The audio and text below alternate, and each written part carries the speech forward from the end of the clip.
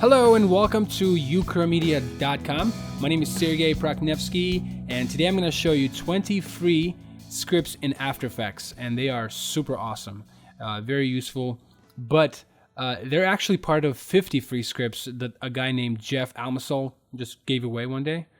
You can find him on the website called redefinery.com. This guy's super talented, just amazing scripts, very useful, and they're free.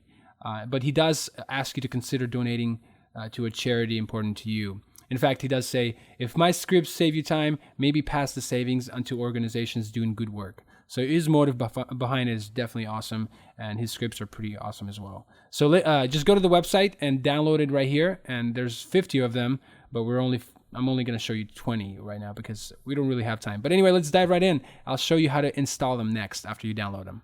Okay, so once you've downloaded the file, you'll see it something like this. All you have to do is just extract it. So right-click, extract all, or use whatever software you want to use to extract it, and then go into it, and then RD scripts is what you're interested in. So make sure to drag this into the scripts folder inside After Effects. So to get there, you just go to Program Files, Adobe After Effects, Support Files, and inside there you'll see a folder called Scripts, and that's where I'm on right now. And just click and drag into the main root of the folder. And then once it's there, you can see mine is already there. Just go into After Effects, and then you'll see it. If you click File and Scripts, you'll see them right here. But the problem with this, let's say if I want to open this up, here's one of them. If I want to, the only problem, it's floating around. What if I want to dock this thing into my interface here? In other words, I can't really do it. That's the only problem. But you can set it up to where it does that, but you have to go back to the folders here. Basically, inside the scripts folder, you see the script UI panels. And if you don't see that, all you have to do is just create a new folder and label it exactly same as it is here. And just click in there, once you're there, anything you load, any scripts you load in there, you'll be able to access them through, I'll show you here in After Effects. So you'll see them in here, window, and you'll see them at the bottom here. So if I do the script launcher thing, you can tell it's still loose, but now I see this tab thing, and I can click over here and drag, and I can dock this thing anywhere I want to, really. And the awesome thing with this, you can also save your layout, and next time you open up After Effects, you'll see it in here. So number one is Script Launcher, and I already showed you how to bring it in here and stuff like that, but let me show you what it does. So Script Launcher, all it does is basically you can create a folder somewhere and put all your scripts that you use daily in it, and all you have to do is just navigate to that folder. You have to tell Script Launcher, hey, go to this folder, and I'll point to my RD folder. So let's go to where we at, computer, I think it's in After Effects. Okay, let's navigate to it. So here it is, and we're my scripts folder. And there you go. Here's my RD scripts, and all I have to do is just tell it to go there and grab all the scripts and load them up here, and it'll do it right there instantly. And it's super awesome. So now you save few steps from going File and loading them up. You can just pull them up from here. Here's the movement one. Just double click, and there it is. What's awesome about this as well is that you can save this layout, and next time you open After Effects, all of them are going to be in there. Number two is Batch Layer Converter. And for this, I just have a quick little setup here. And all it is just After Effects text in here, and then Photoshop text that I saved it in Photoshop, the text in Photoshop, and brought it in as Photoshop file. In fact, I don't know if you know this, but you can bring a Photoshop file that has text in it and can make it editable in After Effects. All you have to do is just select it and right-click on the text and say Convert to Editable Text, and then you can do whatever you want with it. So yeah, if you didn't know that, it's pretty useful. But anyway, I have that, and I also have vector files from Illustrator. And I just want to show you how all of these formats work with Batch Layer Converter. So I'm going to bring it up by using my Script Launcher, so Batch Layer Converter. But you can go to File and load it up that way, it's Scripts, and then find Batch Layer Converter right here. So you know how in After Effects, if you want to convert this text to shape or masks, you just have to right-click on it, and there you have it. And it keeps the original. But what if you want to do multiple ones at the same time? If you do right click, it doesn't give you that option. So Batch Layer Converter will do that for you. So all you have to do is just click on this while your layers are selected, and there you have it. Now it does keep the original layer, but if you want to get rid of it, just select this checkbox right here and select the layers you want to affect Oops. And then do that. And there you have it. It's the original layer is not there. So that's pretty useful for that. For Photoshop text, not so much, because you can select all of them at once and do it without the script. So, and the same thing for that, actually. You can select multiple vectors and you can create shapes from vector files that way. But the only thing that this will help you, you can delete the original one for this one. So if you do it this way, you know, create shapes from vectors, the original ones are in there. But if you do it this way and select this checkbox, you can tell that it's not there. So pretty cool. Number 3 is copy markers. And for this, I just have this layer, and I'm just going to create random markers on this layer, just random places, doesn't really matter. And I'll label some of them just so we have something to play here with. So something like this is good. And let's say, what if I want to copy markers from this layer and place them on this layer? How do I do it? And obviously you can't do it without the script, but this copy marker script will do it for you. And the way it works is like this. All you have to do is just select the first layer, and basically the layer that has markers on. So basically you'll copy from this layer, and then second layer you select by holding down Control is the layer it's going to go to. So first layer is getting the markers from, and second layer selecting it, it's going to go to this layer. So after you have the proper layer selected, just double click on this, and there you have it. Number 4 is key markers. And for this, I just have a quick little setup here, pretty much position, rotation, scale, keyframes. And what this script does is simple. In fact, I'm going to bring it up quickly here. Double click right there, and you'll see a pop-up window right there floating in your After Effects. And what it does is simple. It basically identifies your keyframes in a marker. So let's say if let's say you don't see your keyframes, right? And let me set this up. So keyframes to identify, I want it all in composition. That's good. Place markers on, I just want it to be placed on selected layer, or whatever layer I select, I want markers to be on that layer. But you can do new null, top layer, all that jazz, but that's what I'm selecting. And then what I want to reveal, or marker comment, would be, let's do property name. I just want to know what keyframes are here. Like, I know that now, I know that it's position, but if I have a bunch of layers and stuff, I just want to know where are the keyframes and what are they. So let's see what this how this works. So create key markers, select that, and you can see position is right underneath here, and position keyframe is right underneath there. So if I hit P, that's dead on. And the same thing for rotation. Let's see what it'll say. Yeah, it identifies it as rotation, and it's right underneath each marker. So that's good. And scale, the same thing goes there as well. So that's neat. So let me hide this again. Let's look at more stuff. So let's do property shortcuts. So position, we know it's gonna be P. So that's awesome. You hit P and you'll see that right underneath there. Let's try something else. Let's do key time. So let's select this layer, and you can tell where keyframes are happening. So that's pretty cool.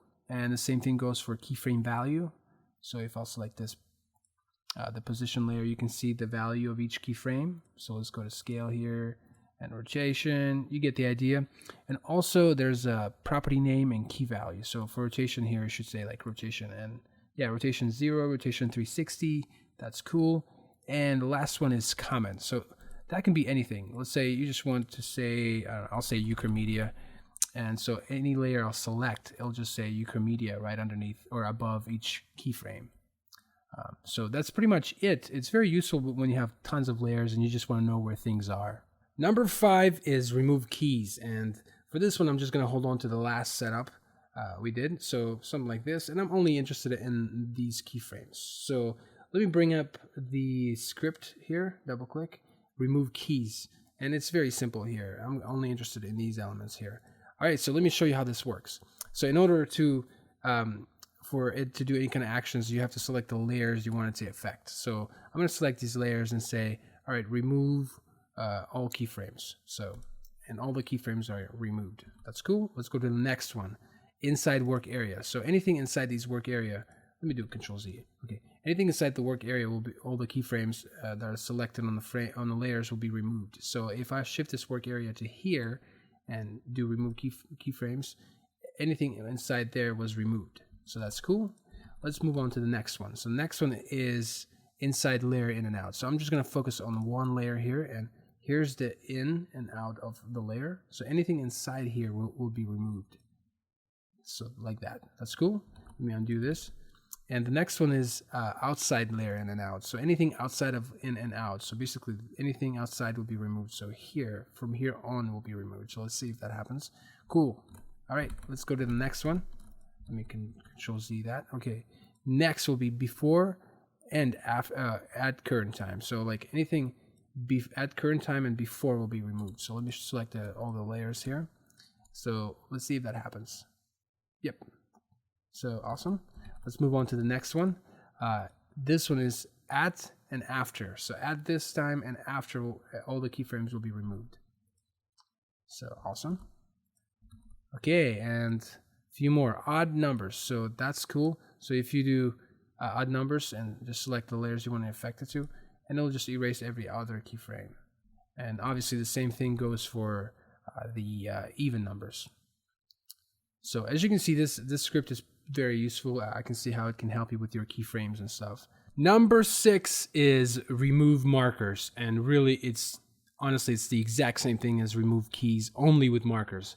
In fact, the interface of it looks exactly the same, and so you get the idea of how the other one works. So let's say I'm just gonna do one. Let's say at and after current time. So at and after, all the markers will be removed. So whatever you select, like that.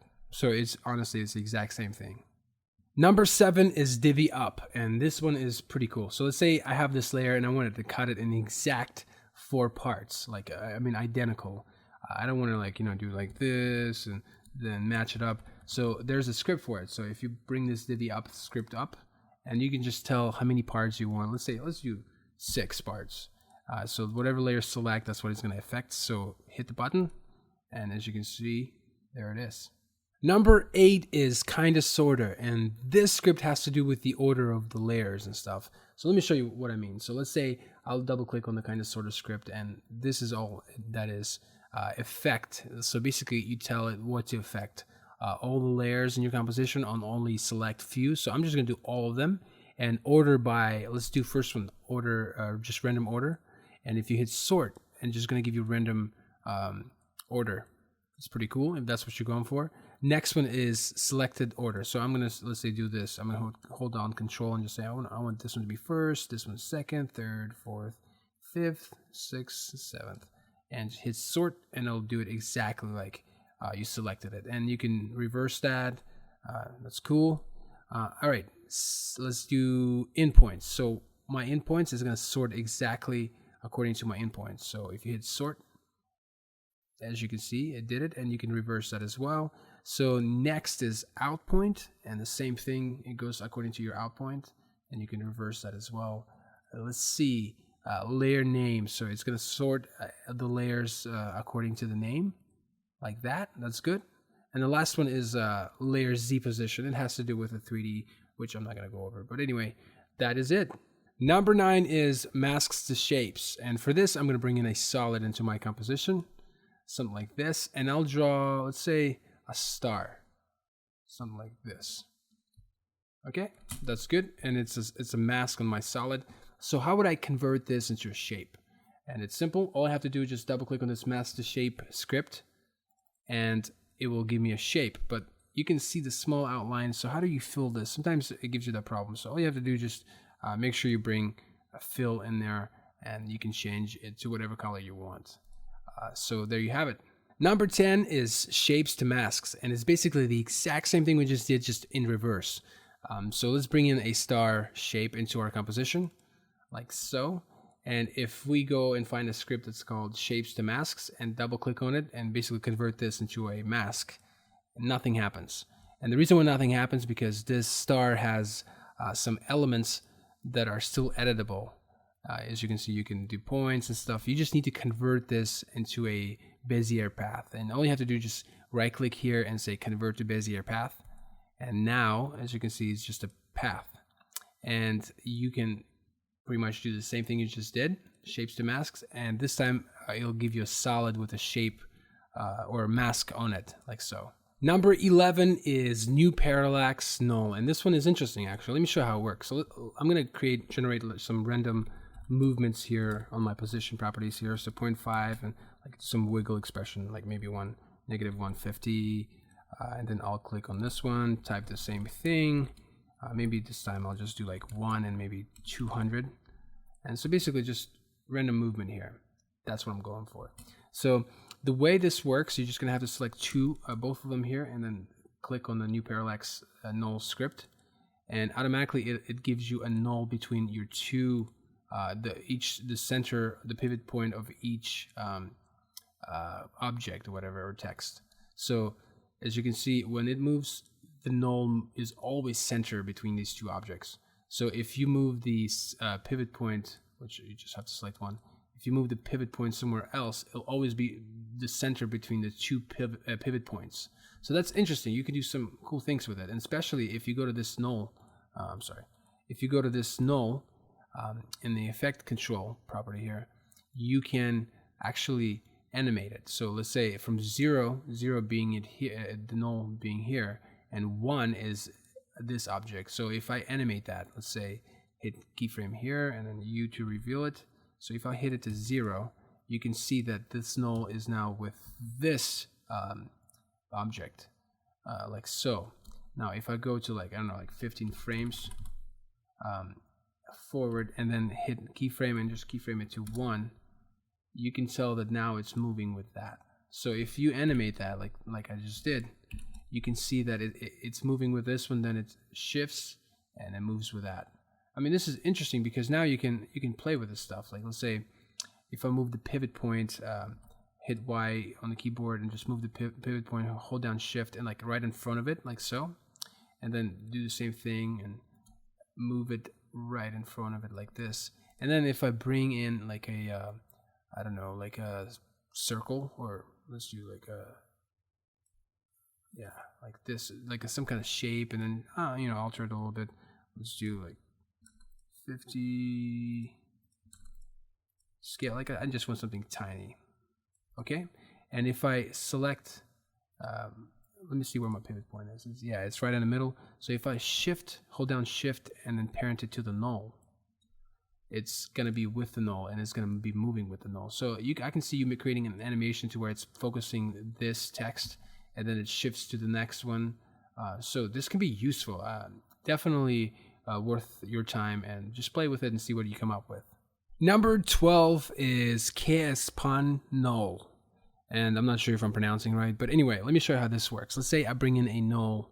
If I would bring that in here and just put it in one corner right there, and then just duplicate that and then put it in there, and let's type, like, I'll just say left here and right there.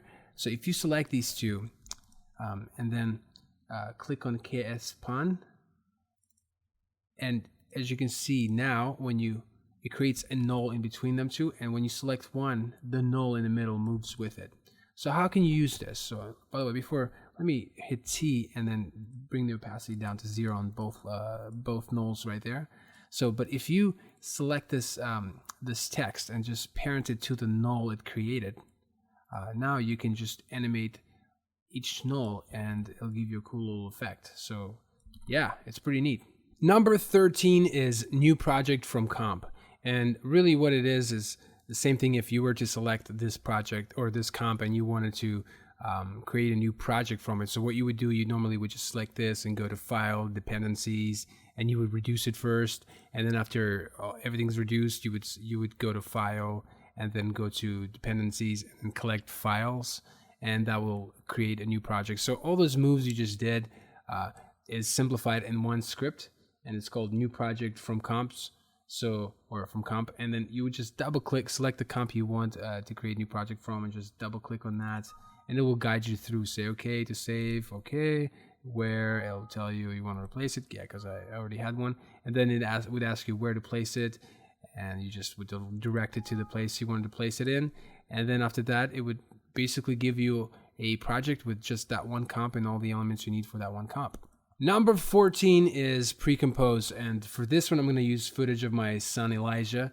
I love this kid. Anyway, back to it. So you know how sometimes you pre-composed stuff, and you just never get the result you want. There's always something extra. I'm never satisfied with it. But with this pre-composed script, if you just double click, select the layer you want to pre-compose and just double click, you can do the same thing you normally do, leave all attributes or move all attributes, which is awesome.